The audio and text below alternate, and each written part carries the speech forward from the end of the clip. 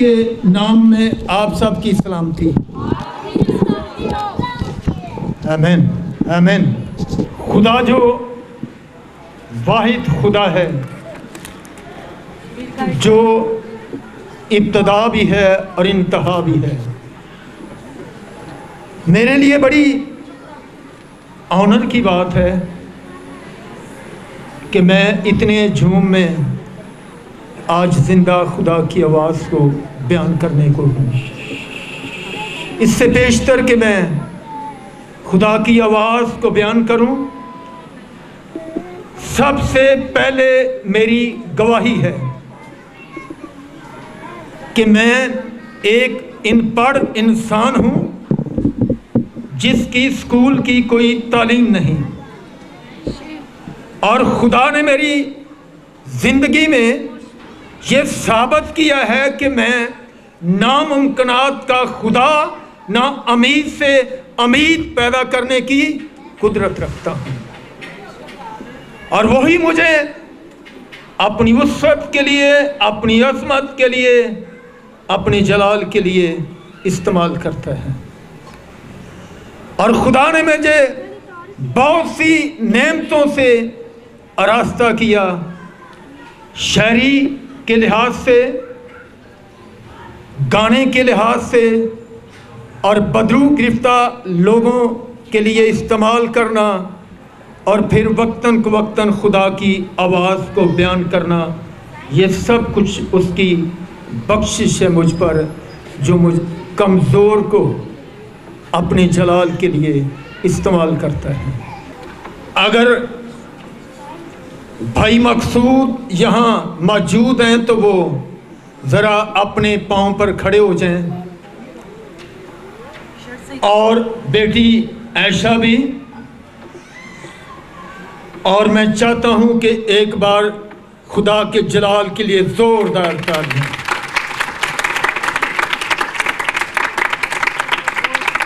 یہ وہ لوگ، یہ وہ زندگیاں ہیں، شاید کوئی انسان ان کے بارے میں ایسا سوچ بھی نہ سکتا ہو، ایسی توقع بھی نہ کرتا ہو کہ یہ خدا کے جلال کے لیے اٹھ کھڑے ہوں گے، لیکن یہ خدا کا ان پر بھاری فضل ہوا ہے کہ ایک پرانی انسانیت کو چھوڑ کر ایک ایسی زندگی کا آغاز کیا ہے جو پاکیزہ اور پرہیزگاری کی زندگی، راست بازی کی زندگی، خدا کے جلال کے لیے استعمال ہونے والی زندگی، اور لوگوں کے درد کو اپنا درد جاننے والی زندگی کا آغاز کیا ہے۔ ان کے لیے جتنی بھی خدا کی شکر گزاری کیجیے وہ کم ہے، کیونکہ وہی جلال کا بادشاہ، وہ جلال کے تخت پر بیٹھ کر جلالی کام کرتا ہے۔ تھینک یو، بیٹھ جائیں، شکریہ۔ تو آئیے ہم خدا کے کلام کی طرف چلتے ہیں۔ خدا جو واحد خدا ہے، جو کیلا قدوس ہے، جو معبودوں میں عالم ممتاز، جو بزرگوں برتر، جو خالق قدوس، جس کے حضور میں فرشتگان قدوس قدوس کہہ کر اسے پکارتے اور پھر اس کی نور کی تجلی سے آسودہ ہوتے ہیں۔ بے شک یہ سارا کلام خدا کے منہ کی باتیں نہیں، کچھ اس کے ممسوحوں کے منہ کی باتیں ہیں، کچھ رسولوں کی باتیں ہیں، کچھ خدا کے اپنے منہ کی باتیں ہیں، اور کچھ چنے ہوئے لوگوں کی باتیں ہیں جن کو خدا نے اپنی وسعت کے لیے اٹھا کر کھڑا کیا۔ افسیوں کے نام پلوس رسول کا خط اور اس کا 5واں باب اور 15 آیات کوئی बहन कोई खादम खड़े होकर पढ़ दें। कलाम मुक़द्दस में से पढ़े गए इफ्सियों के नाम पर रसूल का खत और उसका 5वां बाब और उसकी 15वीं आयत में यूँ लिखा है, बस गौर से देखो कि किस तरह चलते हो, नादानों की तरह नहीं बल्कि दिनाओं की मानद चलो। खुदावंद के कलाम का पढ़कर सुनाया जा रहा है, हम सब के लिए बाइस बरकत हो। तू जो मेरा जोर, मेरा फख्र है, और तू ही मेरी ढाल और सिपर और छुपने की जगह है। आसमान के खुदा, मैं इस बात का इकरार करता हूं कि मैं कमज़ोर हूं और बिल्कुल कमज़ोर हूं। मेरा इल्म भी नाकिस है और मेरी ताकत भी अबस है, और मैं अपनी अकल को भी पीछे करता हूं। तेरी हिकमत को, तेरे फजल को मांगता हूं और बख्श दे कि तू मुझे अपनी कुदरत के वसीला से, पाकरू की तहरीक से इन तमाम जिंदगियों की बरकत के लिए, रूहानी तरक्की के लिए, ताजगी के लिए और शादमानी के लिए इस्तेमाल करना। और जब तक मैं बोलता रहूं तेरा आसमान मुझ पर खुला रहे, ताकि सारा जलाल तुझे मिले, मसीह यीशु के नाम से, आमीन।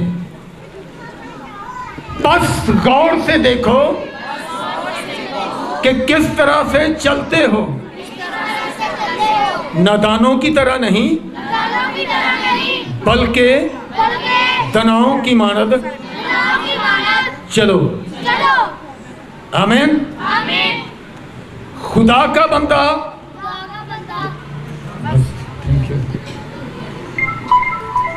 खुदा का बंदा पतरस रसूल, जिसको खुदा के बेटे यीशु मसीह ने अपने जलाल के लिए उठाकर खड़ा किया, जिसकी जिंदगी बहुत ही खस्ता और गलीज और बदी से लथपथ थी, और वो तमाम काम जो वो करता, बेशक वो कहता कि मैं शरा को पूरा करता हूँ, शरीयत को पूरा करता हूँ, लेकिन रूह के खिलाफ तमाम काम करता। और जब खुदा के बेटे यीशु ने उसकी तरीक, अकल को रोशन कर दिया,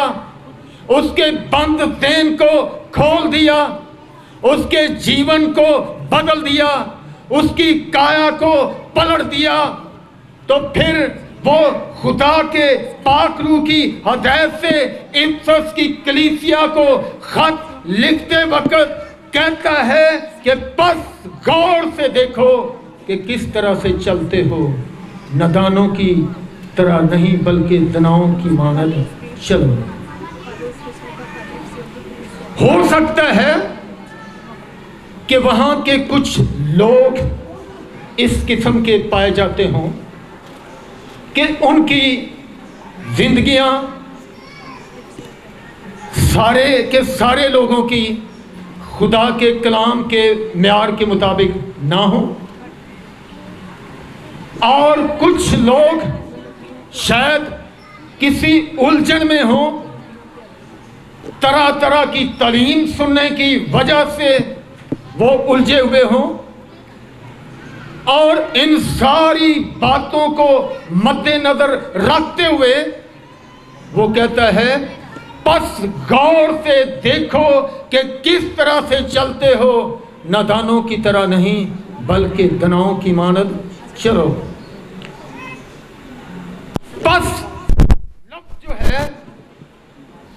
इसके होता है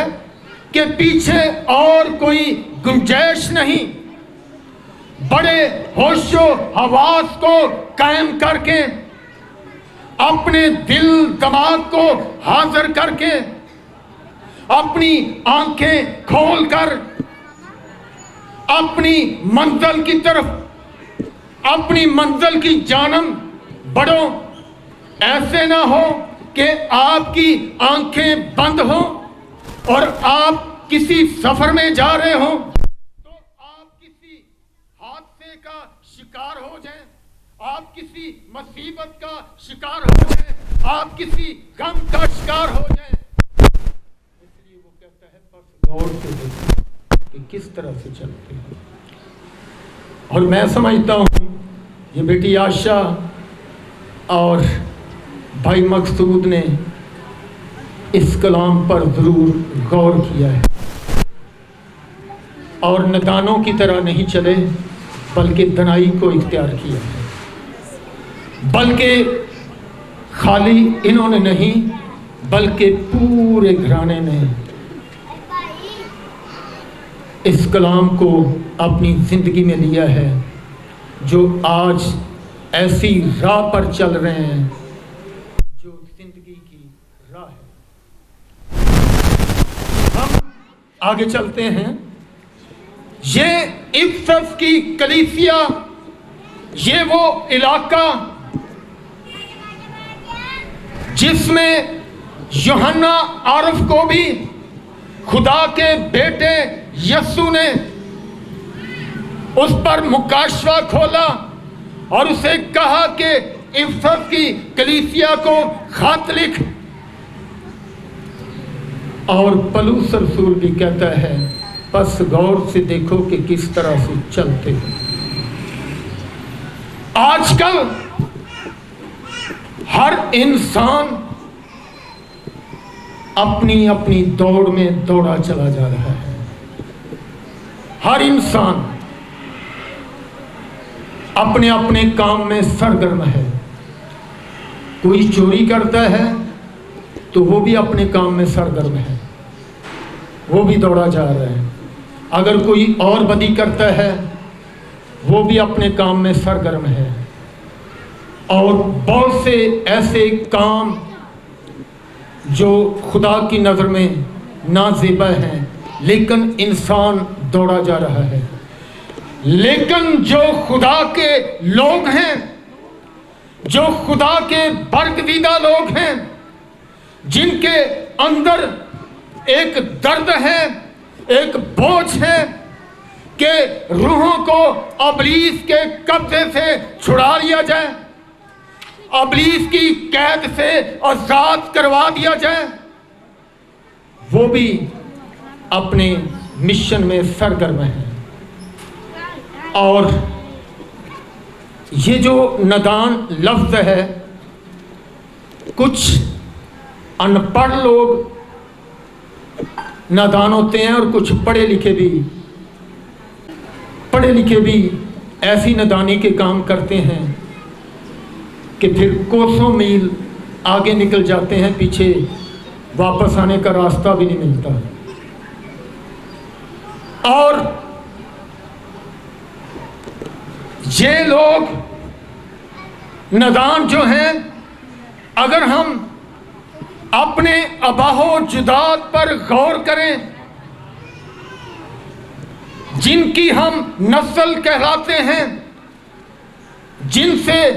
ہماری نسل چلی ہے، ہمارے آباء و اجداد باغ عدن میں ایک بڑی نادانی کا کام کیا، بہت ہی بڑی نادانی کا کام کیا. اور وہ یہ تھا کہ خدا کی نافرمانی کر دی اور زندہ خدا کے حکم کو رد کر دیا، توڑ دیا. اور اس کا انجام کیا ہوا کہ وہ جو میراث ان کو وراثت میں ملی تھی اس سے خارج ہو گئے، اس سے محروم ہو گئے، اس سے ان کو نکال دیا گیا اور پھر دروازہ بھی بند کر دیا گیا اور شعلہ زن کی تلوار کا پیرا بھی لگا دیا گیا. یہ نادانی کے سارے کام ہیں. کبھی بھی انسان جو نادانی کی حالت میں چلتا ہے، بے شک وہ سمجھتا ہو کہ میں اچھا کام کر رہا ہوں، اچھی راہ پر چل رہا ہوں، اور کلام بھی فرماتا ہے کہ کچھ راہیں انسان کو سیدھی معلوم ہوتی ہیں لیکن ان کا انجام ہلاکت، تباہی، بربادی ہوتا ہے۔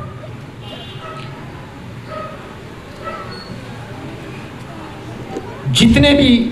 ہم لوگ ہیں، اگر ہم سب اپنے اپنے گریبان میں جھانکیں تو ہم سب نے بہت نادانی کے کام کیے ہیں، بہت ہی نادانی کے کام کیے ہیں، اور ان نادانیوں کا خمیازہ کیا ہے کہ ہماری اولاد نافرمان ہوئی، ہمارے کام ایسے ہوئے جن سے ہمارا خدا کے ساتھ جو ریلیشن تھا، جو رابطہ تھا، وہ کٹ گیا اور ہم ابلیس کے ہاتھوں مار کھانے لگے اور بہت سی مصیبتوں، دکھوں اور غموں کا شکار ہو گئے۔ پس غور سے دیکھو کہ کس طرح سے چلتے۔ اگر ہم فرعون پر غور کریں تو وہ بھی سب نادان تھے، خدا کے بندوں کے وسیلہ سے معجزات دیکھتے، سب کچھ دیکھتے، مگر جب وہ یہ کہتے کہ ہمیں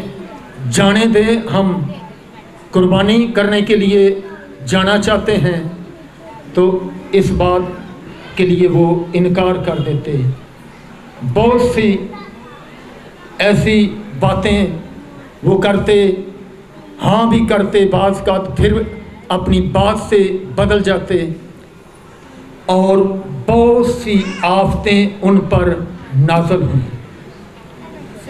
بہت سی آفتیں۔ یہ خارش، مچھر اور ٹڈیوں کے غول،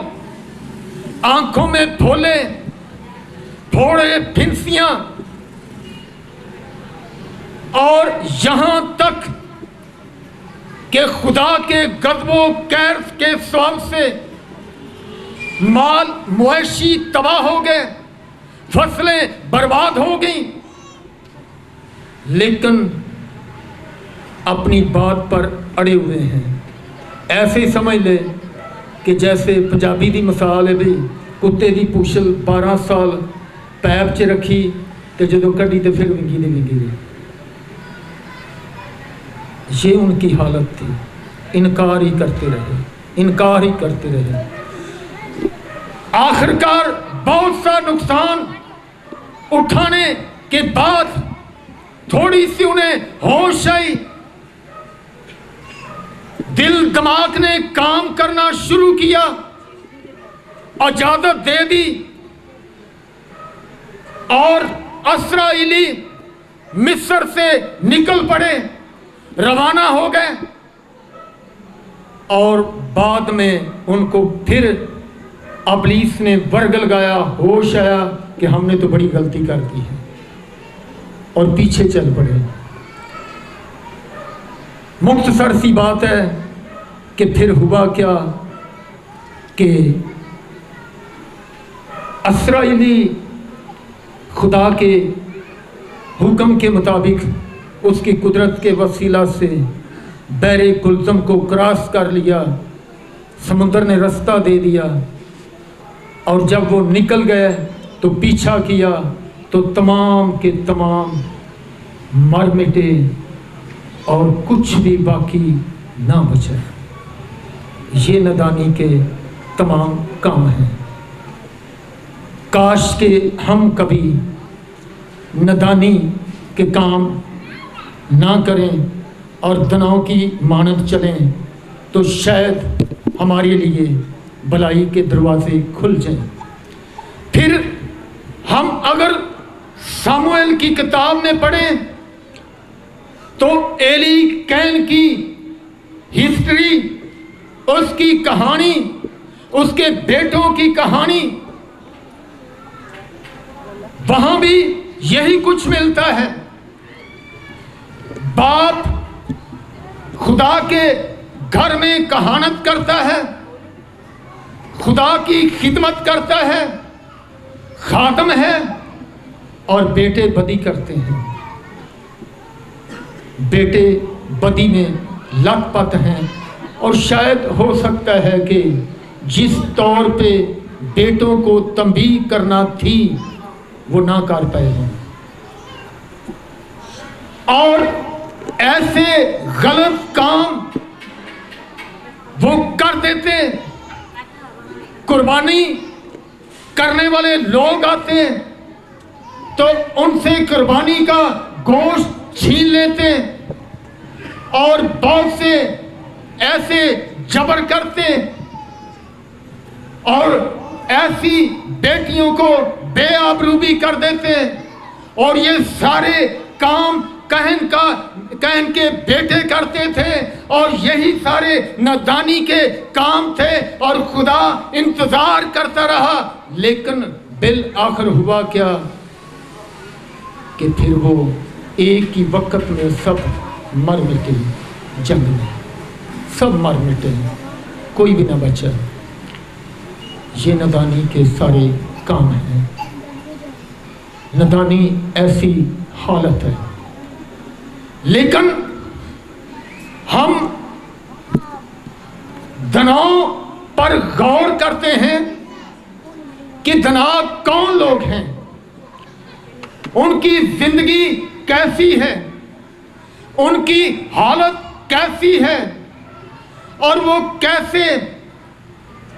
خدا سے اپنی نعمتوں، اپنی برکتوں کو ریسیو کرتے ہیں، کیسے وہ خدا کی حضوری سے لطف اندوز ہوتے ہیں، کیسے وہ خدا کے خاندان کا حصہ بنتے ہیں، کیسے وہ خدا کے بیٹے اور بیٹیاں کہلاتے ہیں، اور کیسے موت سے نکل کر زندگی میں داخل ہوتے ہیں۔ اگر ہم یونا کی کتاب پڑھیں تو نینوا کے لوگوں کو خدا کی طرف سے چیلنج ہوا، خدا کی طرف سے انہیں آگاہ کیا گیا کہ آپ کے پاس 40 دن کا وقت ہے، اگر آپ توبہ کر لیں تو آپ کے لیے کوئی رسپانس ہے، ورنہ آپ سب برباد ہو جائیں، سب برباد ہو جائیں۔ اب ان کی بدی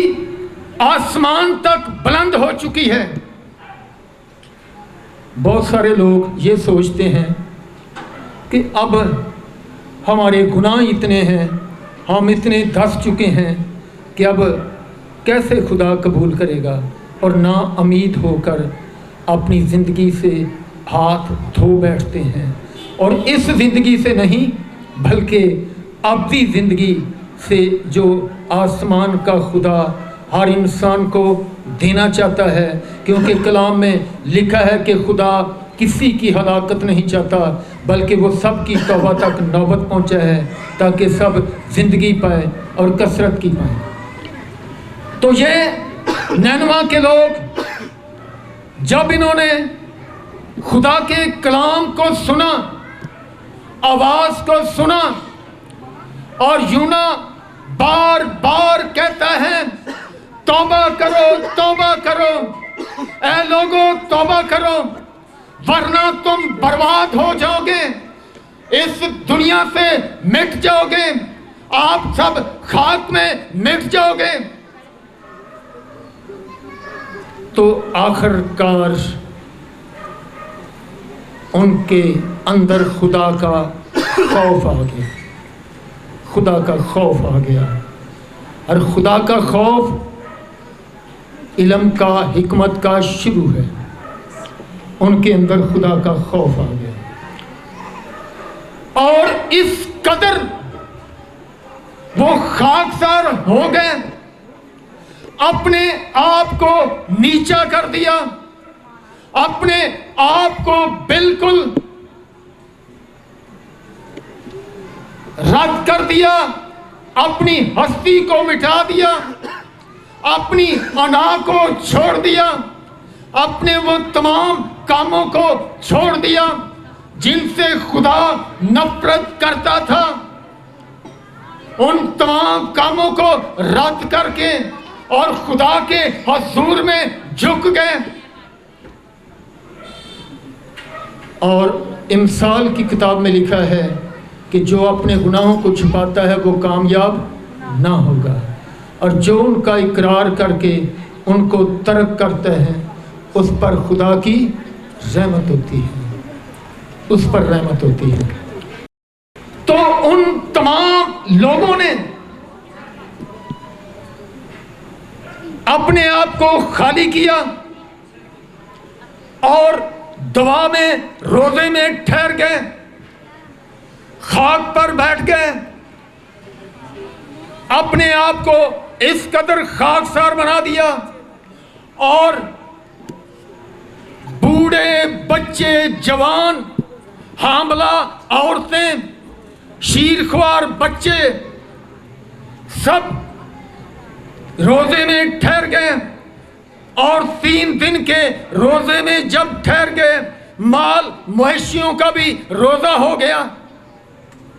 اور یہاں تک کہ جو وقت کا حاکم تھا، جو بادشاہ تھا، اس نے اپنے شان و شوکت کو چھوڑ دیا اور اپنے تخت کو چھوڑ کر خاک پر بیٹھ گیا، اور سب آنسو بہانے لگے اور کہنے لگے، او خداوند ہم خاکسار ہیں، ہم پر رحم کر دے، ہم پر رحم کر دے، کیونکہ ہم اس لائق نہیں، ہم اس لائق نہیں۔ لیکن پھر خدا نے آسمان کھول کر ان کی آواز کو سن لیا، ان کے آنسوؤں پر غور کیا، دیکھا، ان کی حالت پر ترس کھایا، اور خدا کا ارادہ بدل گیا، خدا کا ارادہ ہی بدل گیا۔ یہ ہے دنائی کی راہ، یہ ہے دناؤں کی مانند چلنا، اور خدا نے موت کو زندگی میں بدل دیا اور ان کے حالات تبدیل ہو گئے، اور خدا نے ان کی آنکھوں کے آنسوؤں کو پونچھ دیا، خدا نے ان کی آنکھوں کے آنسوؤں کو پونچھ دیا۔ یہ سب دنائی کے کام ہیں، اور اگر ہم یسوع مسیح کے شاگردوں پر غور کریں تو وہ تمام زیادہ تر علم سے خالی تھے، ان کی زندگی میں کوئی تعلیم والی بات نہ تھی، کچھ مچھیرے اور کچھ کھیتی باڑی کرنے والے لوگ، اور کچھ ویسے ہی خدا کی نظر سے گرے ہوئے لوگ جو محصول لینے والے، اور کچھ چرواہے جن کی کوئی شاید ذات بات بھی پوچھنے والا نہ ہو۔ لیکن جب انہوں نے خدا کے بیٹے یسوع کی آواز کو سنا،